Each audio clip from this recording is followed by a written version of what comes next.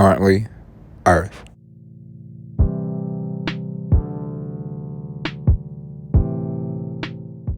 It was March 18th in the year 1852 in New York City that Henry Wells and William G. Fargo joined with several other investors to launch their namesake business, today one of the world's largest banks. The discovery of gold in California in 1849 prompted a huge spike in the demand for cross-country shipping. Wells and Fargo decided to take advantage of these great opportunities. In July of 1852, their company shipped its first load of freight from the East Coast to mining camps scattered around Northern California. The company contracted with independent stagecoach companies to provide the fastest possible transportation and delivery of gold dust, important documents, and other valuable freight. It also served as a bank, buying gold dust, selling paper bank drafts, and providing loans to help fuel California's growing economy. In 1857, Wells, Fargo and Company formed the Overland Mail Company, known as the Butterfield Line, which provided regular mail and passenger service along an ever-growing number of routes. In the boom and bust economy of the 1850s, the company earned a reputation as a trustworthy and reliable business, and its logo, the classic stagecoach, became famous. For a premium price, Wells, Fargo and Company would send an employee on horseback to deliver or pick up a message or package.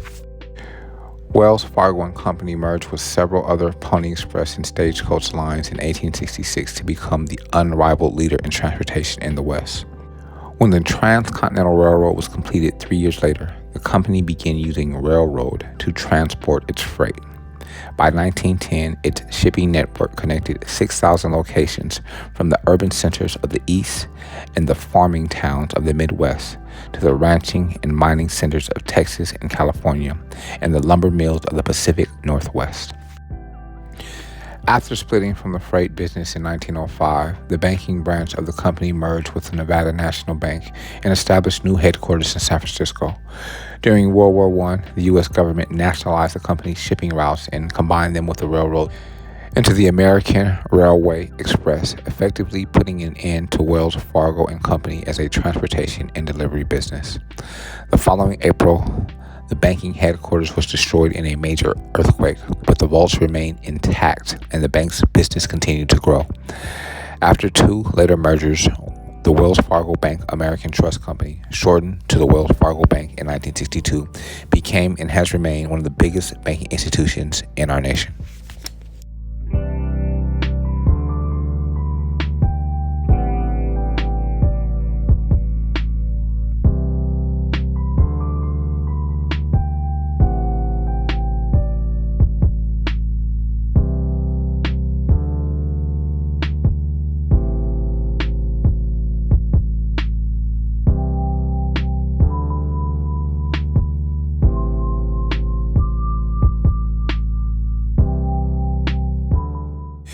It was March 18th in the year 1925 that the TriState Tornado, the worst tornado recorded in U.S. history, passes through eastern Missouri, southern Illinois, and southern Indiana, continuing the eternity of 695 people and injuring some 13,000 people and causing $17 million in property damage.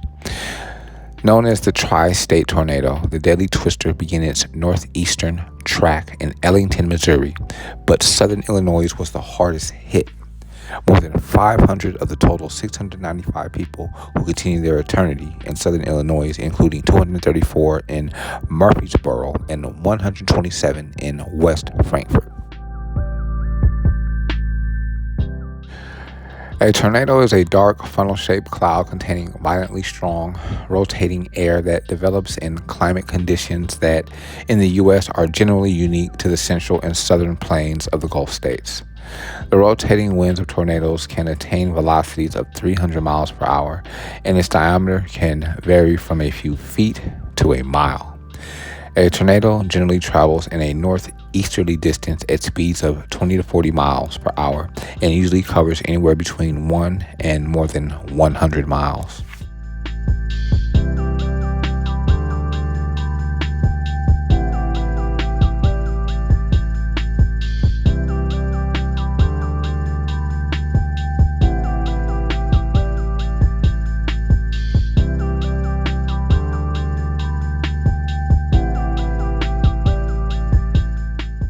The TriState Tornado of 1925 traveled more than 219 miles, spent more than 3 hours on the ground, devastated 164 square miles, a diameter of more than a mile, and traveled at speeds in excess of 70 miles per hour.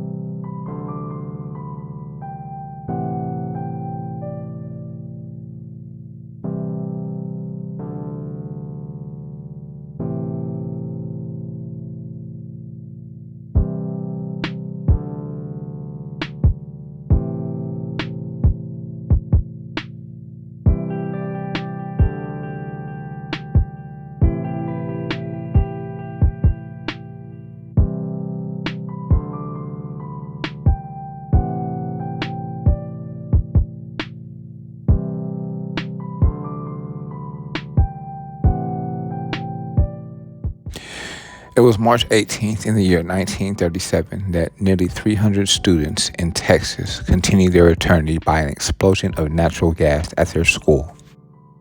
The Consolidated School of New London, Texas, sat in the middle of a large oil and natural gas field. The area was dominated by 10,000 oil derricks, 11 of which stood right on school grounds. The school was newly built in the 1930s for close to $1 million and, from its inception, bought natural gas from Union Gas to supply its energy needs. The school's natural gas bill averaged about $300 a month. Eventually, officials at Consolidated School were persuaded to save money by tapping into the wet gas lines operated by Parade Oil Company that ran near the school. Wet gas is a type of waste gas that is less stable and has more impurities than typical natural gas. At the time, it was not completely uncommon for consumers living near oil fields to use this gas. At 3:05 p.m. on March 18th, a Thursday afternoon, the 694 students and 40 teachers in attendance at the Consolidated School were looking forward to the final bell, which was to ring in 10 minutes. Instead, a huge and powerful explosion, which literally blew the roof off the building, leveled the school. The blast, which came without warning because natural gas had no smell back then, was felt by people 40 miles away and continued the eternity of most victims instantly. People rushed to the scene to pull out survivors. Hundreds of injured students were hauled from the rubble. Miraculously, some students walked away unharmed. 10 students were found under a large bookcase that shielded them from the falling building. First aid stations were established in the nearby towns of Tyler, Overton, Kilgore, and Henderson to tend to the wounded.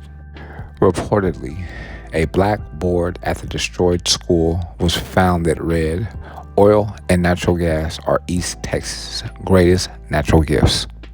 Without them, this school would not be here, and none of us would be learning our lesson." The exact cause of the spark that ignited the gas was never found, although it is now known that the gas could have been ignited by static electricity. As a result of this incident, wet gas was required to be burned at the site rather than piped away.